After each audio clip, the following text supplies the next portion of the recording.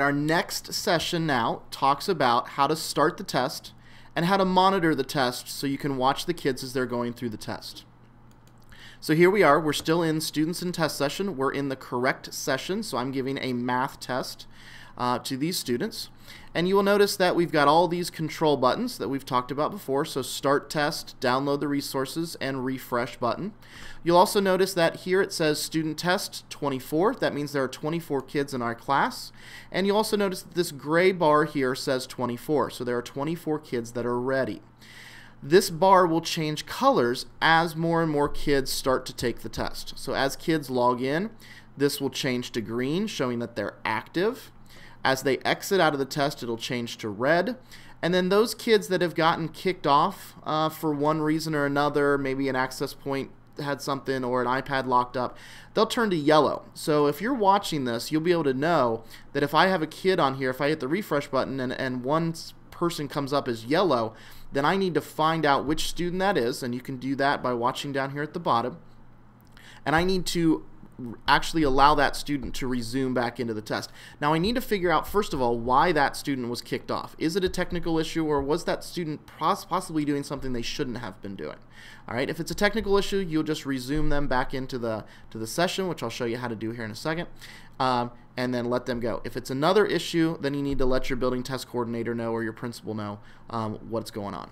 All right, so to start the test, we've got the big green start button. Obviously, we're going to click on that. That will then start the test. You'll notice down here at the bottom, this is going to flash.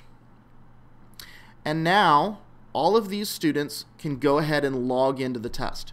You as the test administrator have to click start before the students can log in. If the students try to log in before you hit the green start button, they're going to get an error message that says something like either your password is incorrect or your test administrator hasn't started the test yet. All right, so if you get that message, that means you as the test administrator haven't started the test. So as the kids will start to take the test, like I said, this gray bar will change to green as they log in. And then down here at the bottom, this is obviously the practice site, but this will say the students' names, their identifier numbers, so on. And then you've also got this little bar right here which says ready.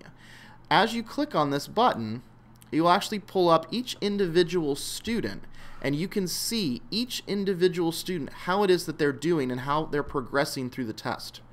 So you'll see this will have the kid's name up here. And the test status here will actually say how much percentage they are the way through the test. This test had a total of 36 items, and it'll actually start to change colors here as well. They'll start to change to green as the students have answered the test, and they'll change to yellow if they visited them, and it'll be red for those ones that they have remaining. You can also watch down here. This will say question number 1. How many times did they visit it, or have they visited it yet? Have they answered the question, and when was the last time they updated it? So you as the test administrator can really watch this and say, okay, my kids, the majority of my kids are halfway through the test, but maybe Billy back here is still on question number 1. I, as a test administrator, should probably get up and see what's going on with Billy. Now remember, you can redirect, but you can't talk anything about content or anything. All right, so use this to be able to monitor the students and what it is that they're doing through the test. All right, so that is starting the test and monitoring the students going through the test. Now, let's say that a student, for some reason, their iPad locks up, they get kicked off, but for some reason, they turn yellow on here, or their iPad just completely locks up. Okay, how do you get them back into the test so they can continue taking that test? Now, a little bit later, we'll have a troubleshooting guide which will talk about how to do a hard restart.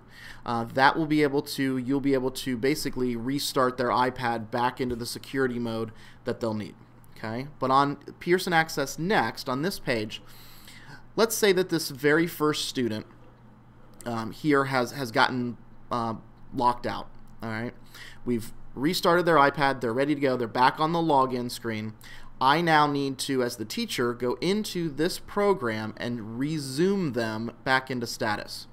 So each of our students has a little click button here. So all you have to do is click here, go up to the top where it says select tasks, pull down to where it says Resume Student Tests, and then click on Start.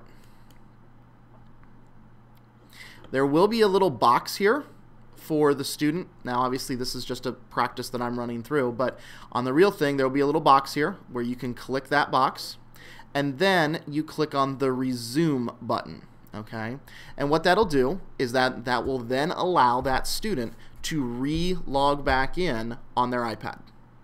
Okay, so for anybody that's gotten kicked off, anybody's iPad that is frozen, anything where they're not just continuing doing the test and they turn yellow here on your gray bar, you have to resume them. You have to allow them to come back into the test. Okay, find out why they got kicked off.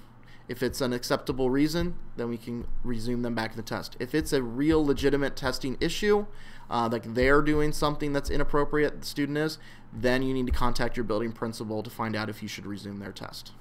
Okay. The other thing that I want to mention is these data points and the changing of colors and so on is not live. You have to hit the refresh button. All right, so as you're watching this, just hit the refresh button every minute or 2 minutes or whatever you're watching.